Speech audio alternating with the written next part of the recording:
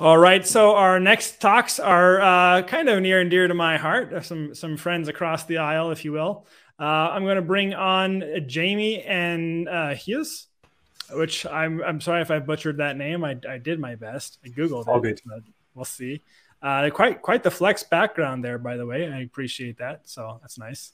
But yeah, so today we're going to be leaning and hearing about more on federation, which is like the topic apparently with GraphQL these days. So I'm not going to take up too much of your time. I'm going to let both of you, give your talk. I'm going to just enjoy my coffee. Nice. Just a quick sip of the coffee there. But beyond that, the floor is yours, guys. Thank you very much, Jesse. Great to see you again. So yeah, let's kick things off. I'm Jamie, and joined with me today is Gijs. I'm a developer advocate at GraphCMS, and just kind of give you a little bit of a story about GraphCMS because we will be talking about this extensively today. It is a headless GraphQL native CMS that you can manage and deliver content. We do loads more, which I'm going to get into throughout this talk. One thing that we did when we built this is we kind of stuck with GraphQL. We built the product when GraphQL first came on the scene, and ever since then, we've kind of been working to kind of improve the way that data is mutated and queried through that GraphQL API. So we're going to walk and talk through some of that as well. But not just providing the tools for developers within our product, we also give you the ability to allow users to log in and manage that content and set permissions and all of that things, all of those things that you'd expect from a CMS for content editors. So they can log in and they may be able to manage and edit certain bits of content, and some they may not be able to. Some may be able to publish and unpublish and only publish in certain locales as well, if your content is delivered in multiple regions.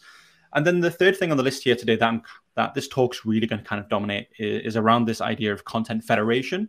And what Roy was just talking about in the previous talk around bringing all these different services together. We are kind of doing something similar, but on a content level, and also maintaining the ability for content editors to manage and distribute that content through one UI. We kind of handle the connection, and we call that kind of content federation. So we're going to dive into that. But I think, like any talk where we try and justify the future, we've got to talk a little bit about the past. So yeah, if you are watching this on demand, feel free to skip forward to the fun stuff because we will be showing a demo. But I think it's just always fun to talk about like where we came from and why we've got the tools today. So yeah, let's dive into it. So if you remember way back when, we were managing and working with websites and having to manually upload files online, and it was just yuck. All of this kind of led to this idea and this need for the people to log in and edit content and manage templates and have all these kind of different workflows going on. We wanted this for so long, and way back when this was just kind of standard, and it was an okay experience, but a lot more content editors wanted to be able to publish content, gate content, and approve content, send it onto a QA workflow of some sorts. So we kind of outgrew this in a way, and that's when we kind of, as an industry, moved to kind of this headless, a CMS of sorts. Headless is jumping the gun a little bit. So what we ended up doing with the CMS was so my slides aren't syncing here.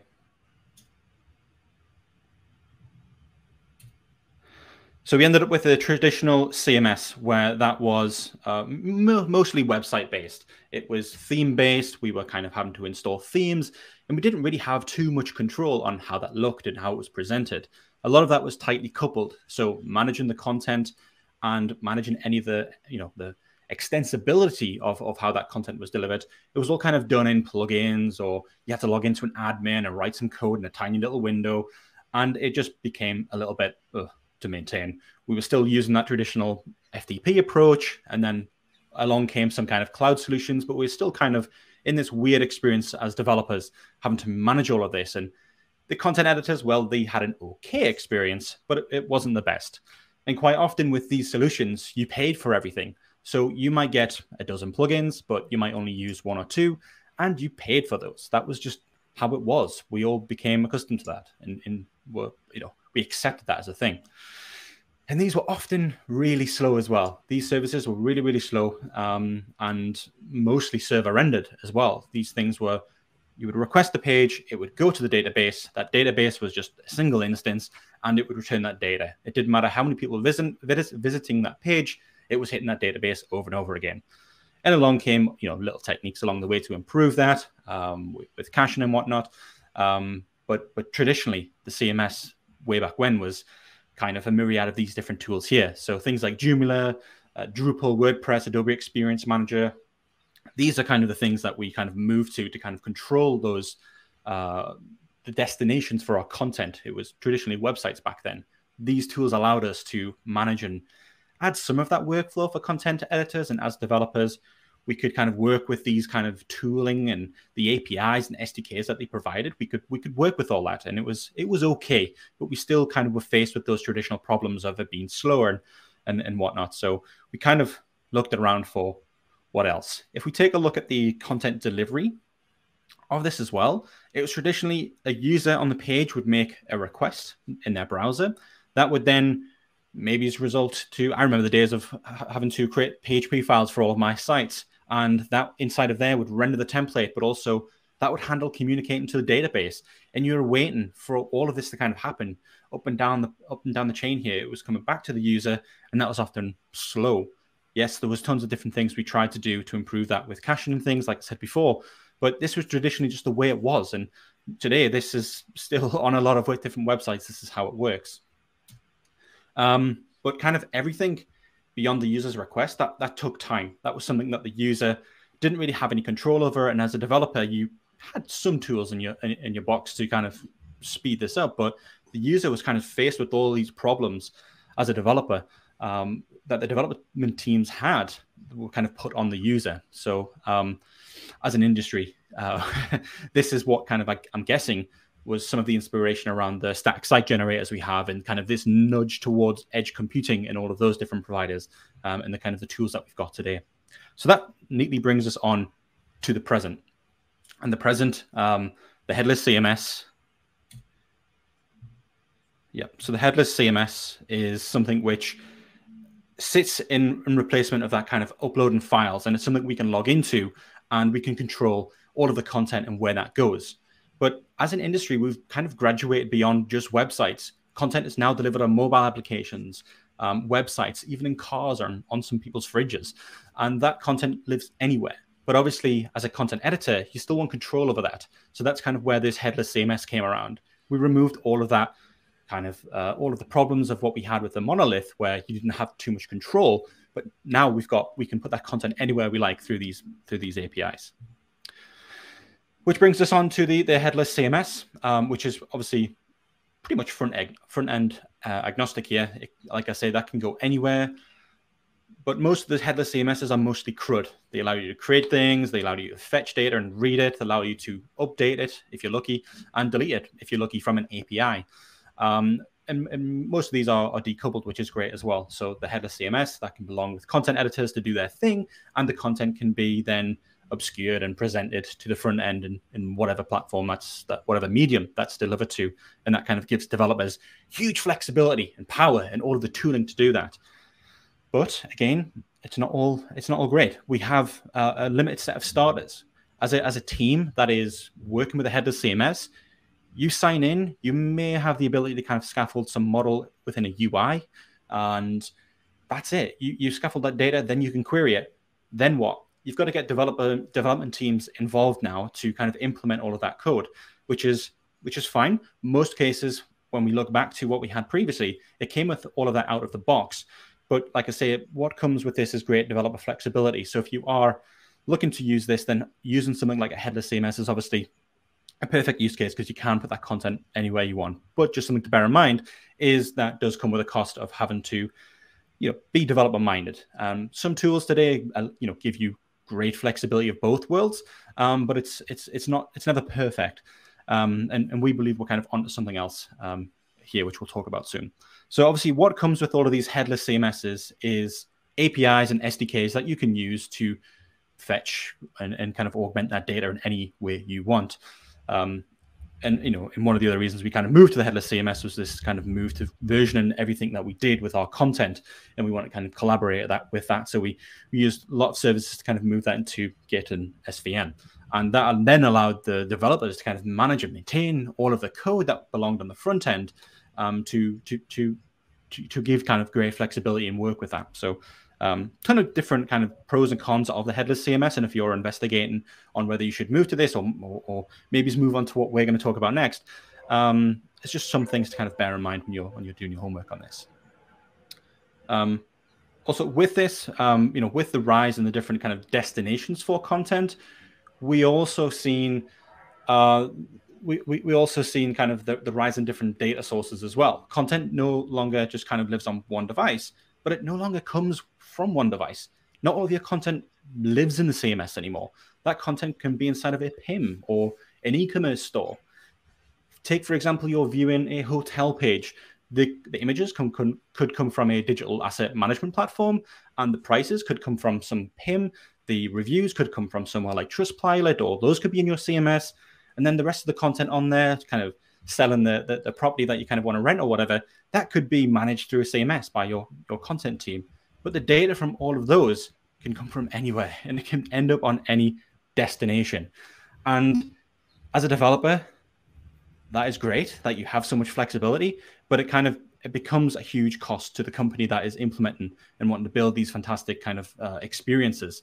You have to maintain all of this middleware in the middle that kind of talks to the API. You pass your API keys, you fetch all of this data, and it takes time. It costs businesses money, and it takes a lot of time. We obviously try to make this so much better for developers to build this custom middleware. So based on events that happen in other systems, for example, an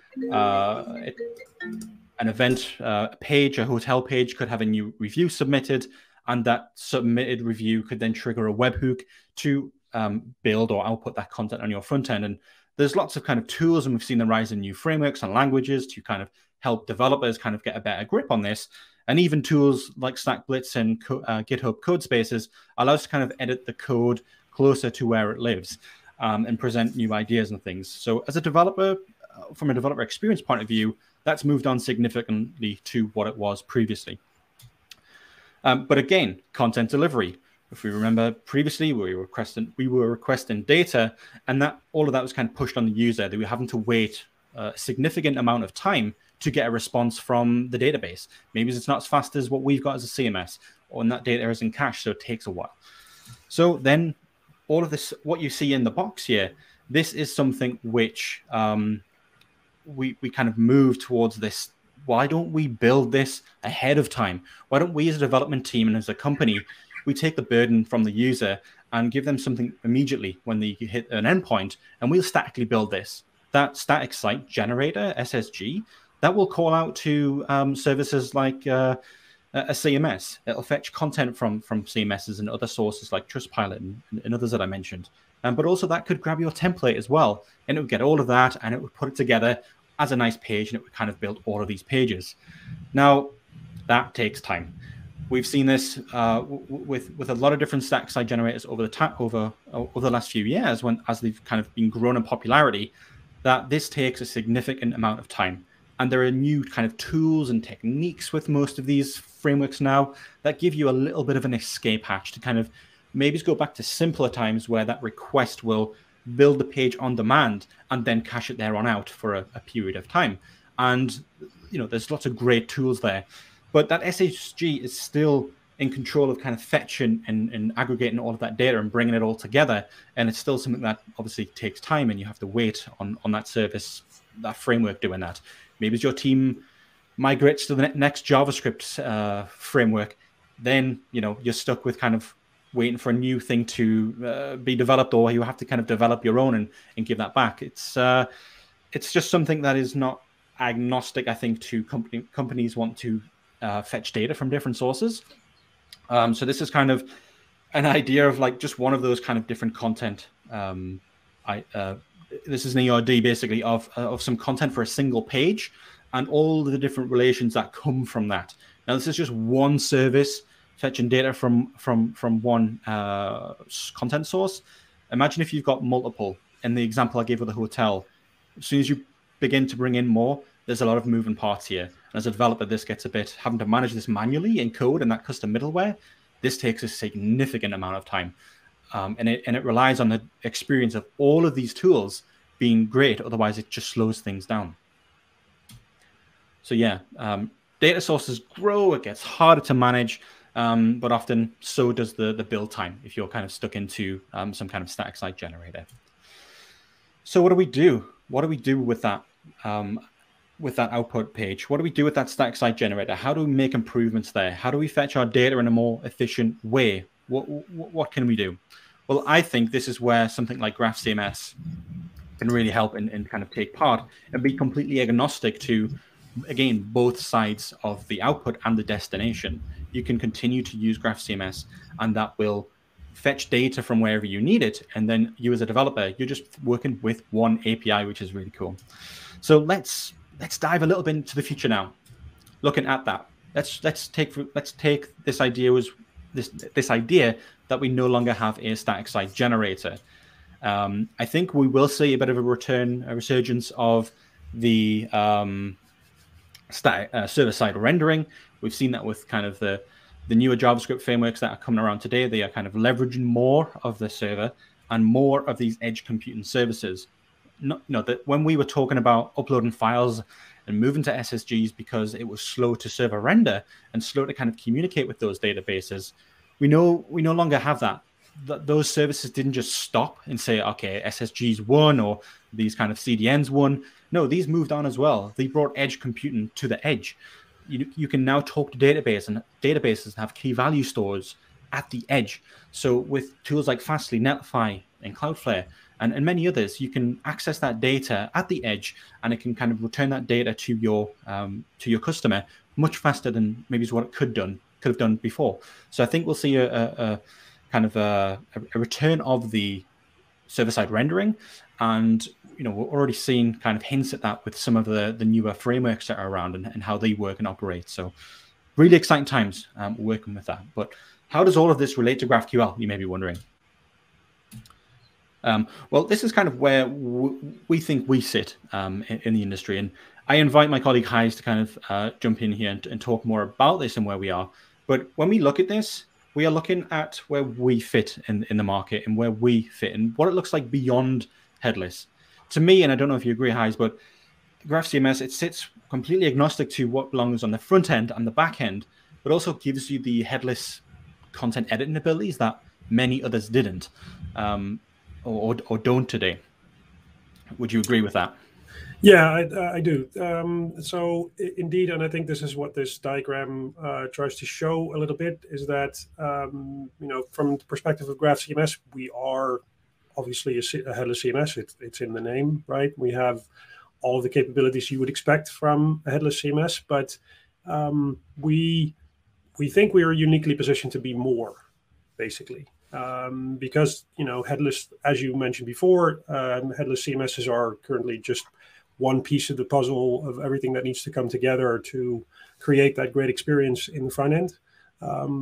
And that's why we see our product as not just being front end agnostic, which is like key capability of headless CMSs, but also back end agnostic, which I guess is what we're talking about today, this whole content federation stuff. So I think our product can play a role in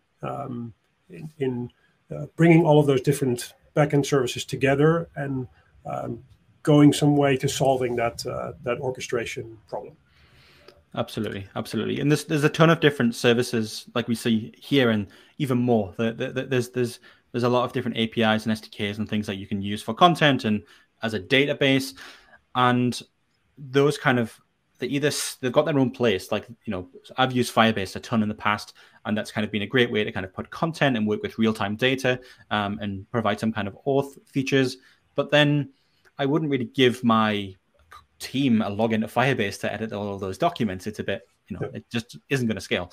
So yeah, I think the direction we are going, which we'll kind of touch on next, is really something new. And we're seeing this with what was happening in the previous talk, where we're fetching all of these different microservices together. We're doing the same, but we're kind of layering on a content editing experience as well to kind of manage and orchestrate all of that content.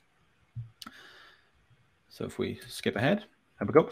So this is, I think, Gijs, this is where we are right now. Like, we are sitting in the middle of some big content sources, and what all of our customers are doing or can do, that data can be delivered anywhere. And as a content editor, when you log in, you can manage that content from anywhere. And as a developer, you can fetch it from any one of these different destinations with a single GraphQL API that we provide. There's no installing dozens of different packages. You can get going with the fetch API if you wanted to and use this. You could do this in the browser without installing anything. You can make a GraphQL request to GraphCMS that would fetch data from Shopify, AWS, and hundreds more. Whatever you want to do, you can connect that. And how do we do it? Obviously through GraphQL. So Gijs, maybe it's worth you talking about some of the ways that people are working with GraphCMS and some of our customers. I know you've recently spoken to a ton of different customers and what they're doing, and maybe this kind of backs up the direction we're going in, do you think? Yeah, definitely. So, of course, this whole conference and the majority of our story revolves is we look at this from the perspective of a developer, but I think it makes sense to also look a little bit at kind of the let's say the business issues that are associated with this, like the context that we see this living in. And indeed, I have some example use cases also of how we see this before we go into like a live demo and looking at some of the key functionality we have around this. But I think this sort of diagram is a good way to look at the challenges here that we typically see in businesses trying to either bring their all of their business online or keeping their stack modern. With larger development teams, typically, if you have some legacy software, you just spend so much time on maintaining backend services, even modernizing, and integration and custom middleware is exactly like you mentioned before. That's really where the pain is now. This is really where larger teams and even individuals working in smaller organizations struggle to have to put most of their efforts and struggle to find enough time to work on, let's say, the front end. Whereas what really drives value for your customers isn't so much in that backend and integration stuff. A lot of that stuff, especially if you're talking about e-commerce and the transactional things, is kind of commodity. Like people, there are companies in the market that set the expectation for everybody. If you have to spend so much time on your infrastructure and your middleware and all of that, you don't have enough time to kind of compete with the giants in the market that are leading the way in customer experience. And so that is exactly the kind of problem that we think we can solve by taking away a lot of that effort required on this, especially on the integration and custom middleware, so that you have more time available to work on those on the front ends, on the unique digital experiences. And obviously this doesn't sit in isolation. There's it's not just the developers, it's also the content teams and marketing and all of that. But this is at least the key, trying to illustrate the key problem that we think you can solve with content federation. And I think the next slide I have a sort of a quote for this one as well, which is kind of illustrating this. We have so many examples of quotes of customers, partners that mention this specifically. That there are so many applications, so many platforms, so many vendors today in the market that go into creating a great digital experience, that the integration work becomes the bulk of the work. And whether you have to do it yourself or whether your company pays for external agencies to do some of that, it's costly and it's also risky because the more orchestration stuff there's there, the more risk of delays, additional costs that come into these kinds of projects. And so. Maybe I don't think I have a specific slide about this where we'll probably go into the demo fairly soon, but I just wanted to highlight a couple of examples. So the idea with content federation is, I think we have we talk about content, and people have certain assumptions about what that means, what content is, obviously from the perspective of a CMS. But I think you can see content as in the broader sense. Product information is also content to some degree.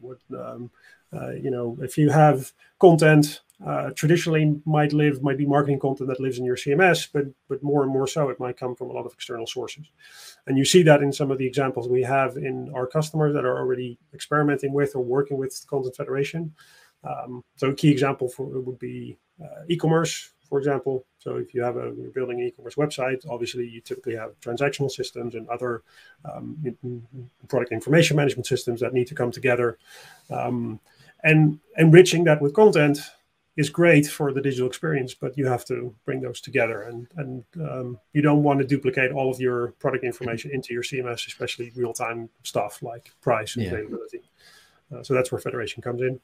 And other great examples are things like streaming platforms. We have a customer that building a streaming platform similar to Netflix, where you have just a ton of different metadata about all of the shows, all of the episodes you have. And typically there's a lot of different providers that generate the content and also need to generate the metadata. So getting all of that together into one unified layer that exposes that to your application is a really interesting use case as well.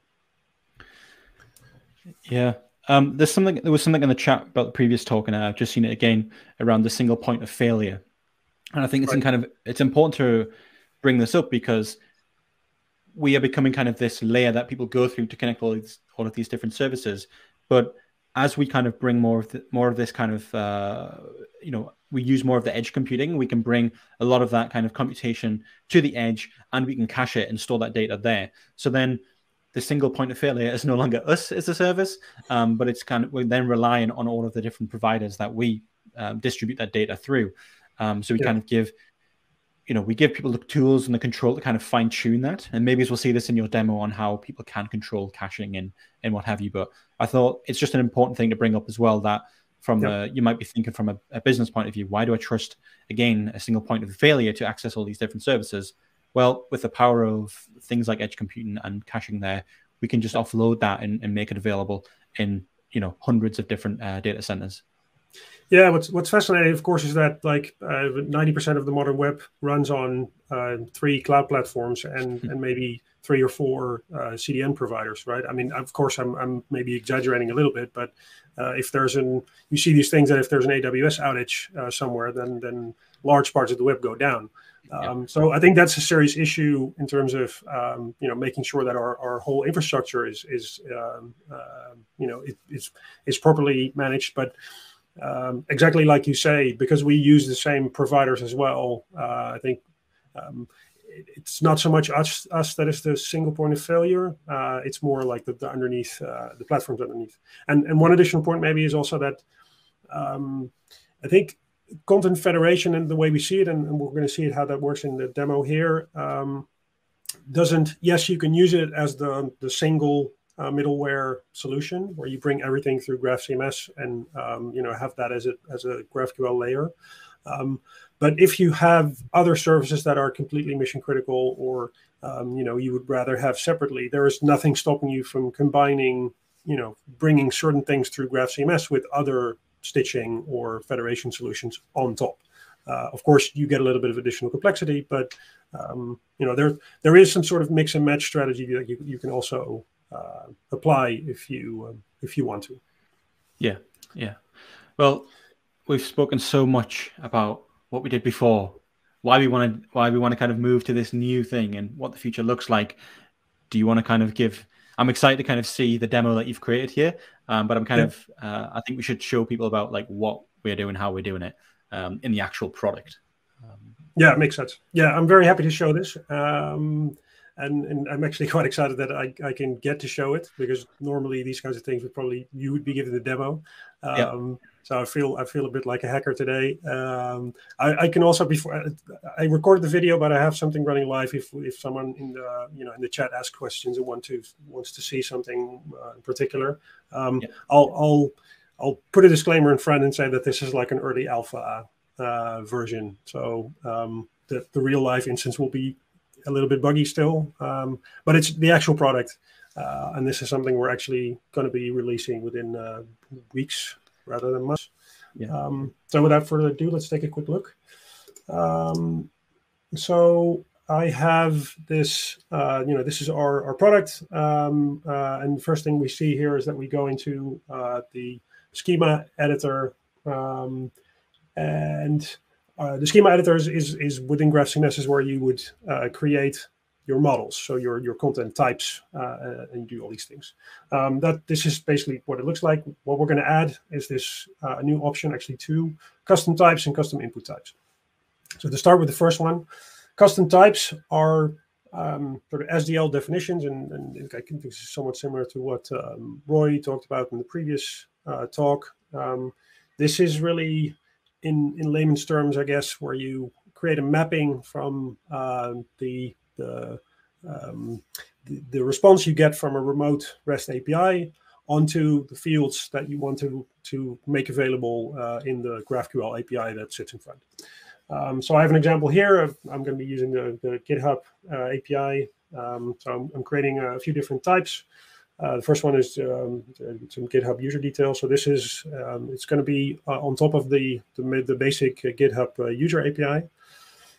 That has a lot of fields. I'm only going to map parts of them because those are the ones I need. But you have that flexibility, of course. You can map all of them and then still not query all of them if you want. But this is the basic idea. So this is the pretty standard SDL, I guess. I'm also going to add one, which is sort of a copy paste, but for querying the repositories, and then just to show you the power of how you can combine different backend sources into one model. I'll also add the npm npm.js.org API to get some additional information. Okay, next thing I'm going to be doing is to create a model. So I'll call it remote model. It's just an example. We'll add a field, so you could use a string, but in this case, I'm actually combining it with something called a UI extension. So this is something that we'll use. If I use a string field, I would have to use a string that people can put their GitHub user ID in, but with the UI extension, I can make it searchable. So that gives a bit better user experience. So that's sort of the field within GraphCMS. And now I can add a bunch of these external the remote fields, as they're called in our parlance. So I'm using REST. We also have GraphQL, but that's a little bit work in progress still. So I'll stick to REST, but the basic premise is the same for remote GraphQL APIs. So you can see here that you set a number of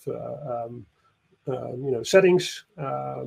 The URL, the method, the return type is where you map that custom type to this specific remote fields. And under the advanced setup, maybe it went a bit quickly, but there are some settings you can set, like caching. So we do TTL caching for remote sources that you can configure.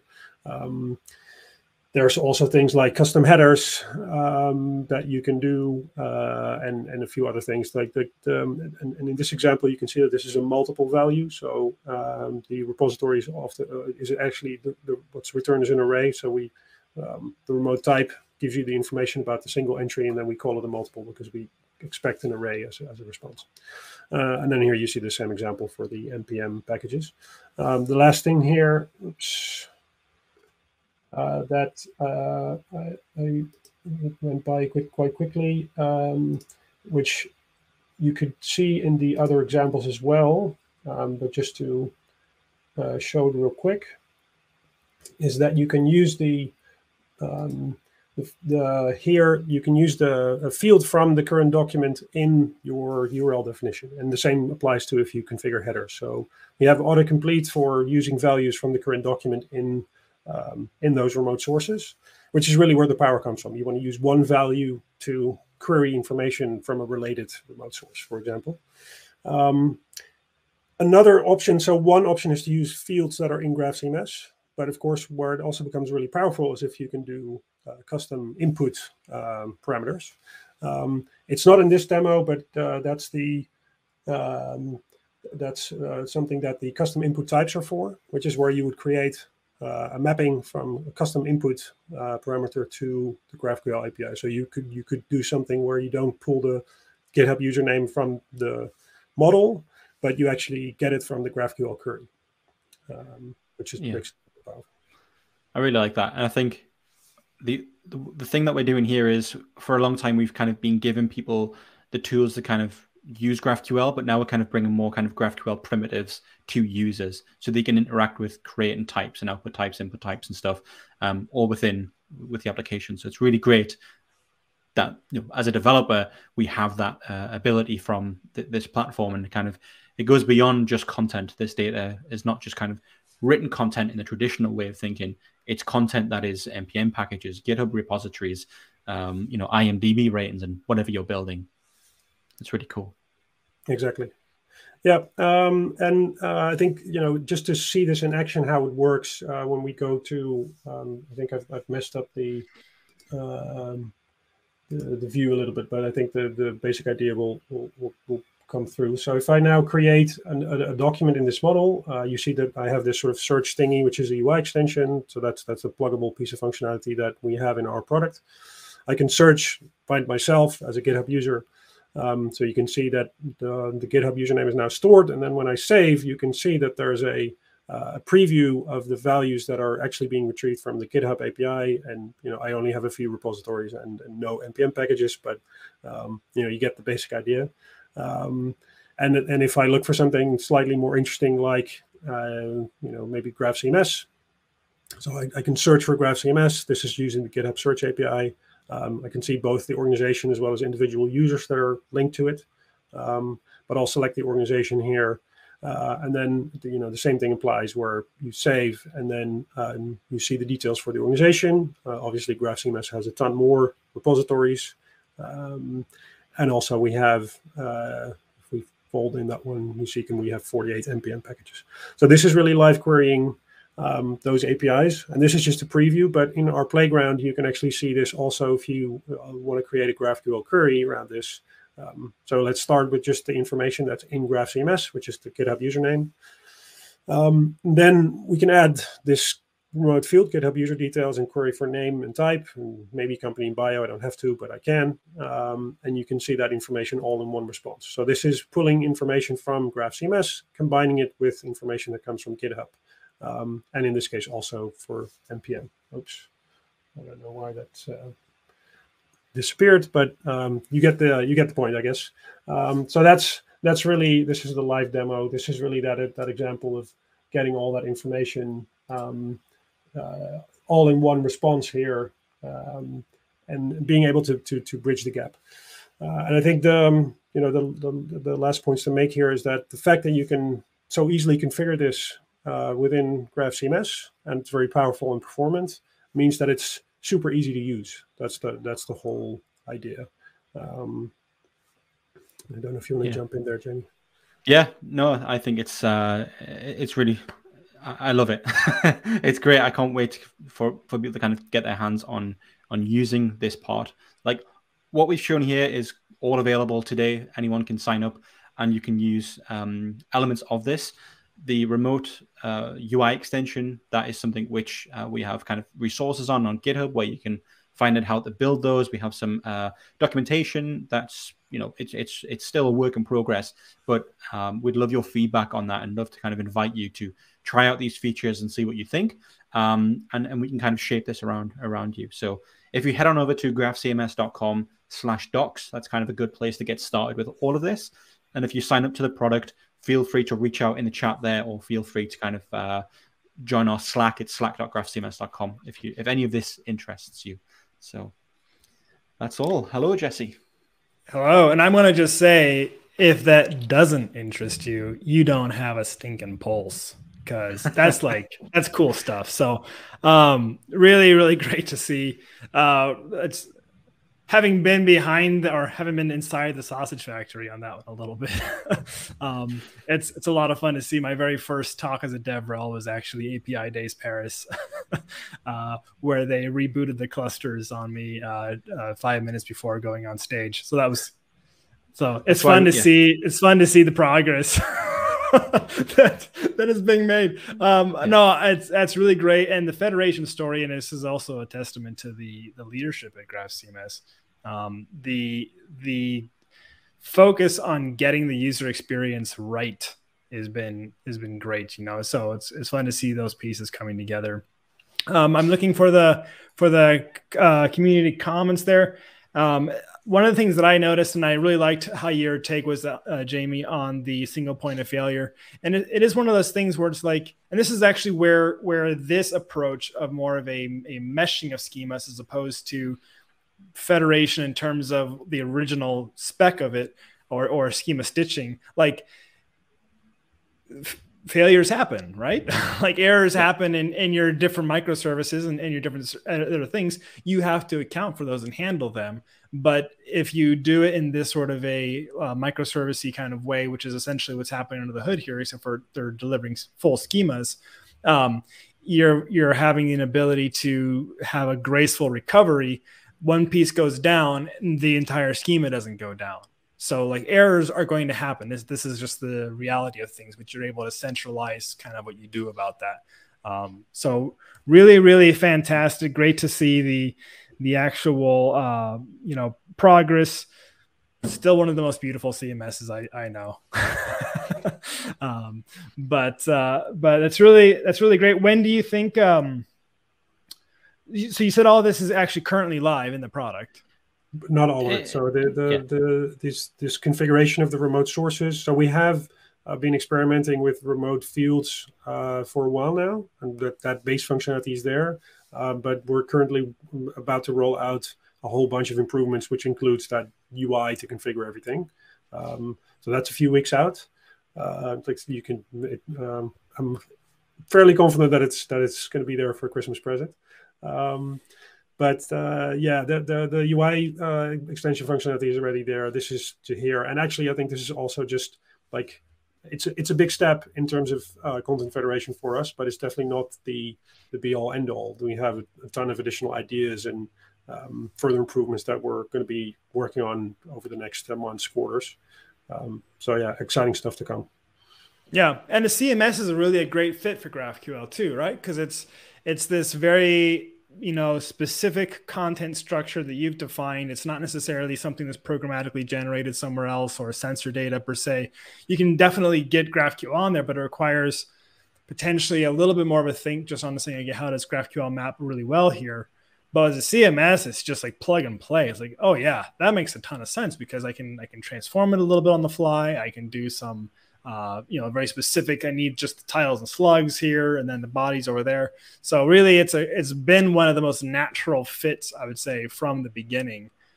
Is the CMS ecosystem. So really, really great stuff. Anything you guys want to add before we wrap up this slot? Not particularly. Join the Slack group and get involved if I'm sure this interests you, so get involved there. For sure. Join the Slack. I could keep on gushing, but I don't want to do that because I'm a fanboy. So I've got the coffee cup, so people know that I still have love. Maybe one additional note from my side is so we're always looking for like user feedback, input from the community, and if there's anybody here who's like super interested, wants to think along, has feedback, input that they want to share, please do. We can use whatever channel is available. Our community Slack is where we're all very active. Other means are also perfectly fine. We're super excited about it, but that doesn't mean we there's not feedback to be gathered and improvements to be made. So super excited to engage with anybody in our community to keep working and further building this out. And I'll even just put this out there. There's no way, if you can find a faster way to get a data model put together than in GraphCMS's interface, I'll give you an annual plan for free if you do. Annual plan for free. There you go. You heard it from Jamie direct. So really, really great work there on the product and great talk on Federation. This is the topic that is important for the current times. One last piece.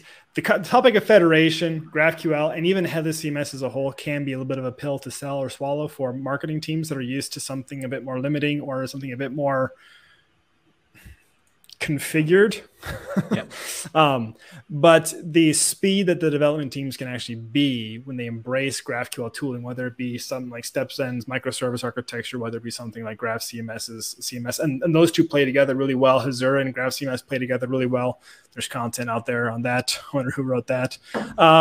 So there's all kinds of great ways that these different services with GraphQL play together now. And if you can get your teams to embrace that paradigm, you're going to ship to market just a lot faster and with more predictability. I think just to kind of add to that very, very briefly is we give you all of these tools. We give developers and content editors those tools, but you as a content editor, if you log in and you're of a specific role, you don't see any of that kind of confusing developer jargon and tooling and setup and configuration. You just kind of go about your daily business, editing content in the way you maybe were used to. But that those developers still have that power to kind of leverage all of this. And the inputs that you see for content developers, all of that can kind of be custom rendered by the development team as well. So, I think it's truly remarkable having a content editing experience on top of GraphQL that talks to all these different services, that content editors have all of the control. In the demo that you showed, Gijs, there was an input to search GitHub. You built that input in no time at all using the SDKs that we provide that's working with third-party data. And now that data is returned from our API. So yeah, it's amazing. Go check it out. Thank you. It's cool stuff. All right. Thanks so much. Go back to building good stuff, and we'll see you guys at the next API Days conference.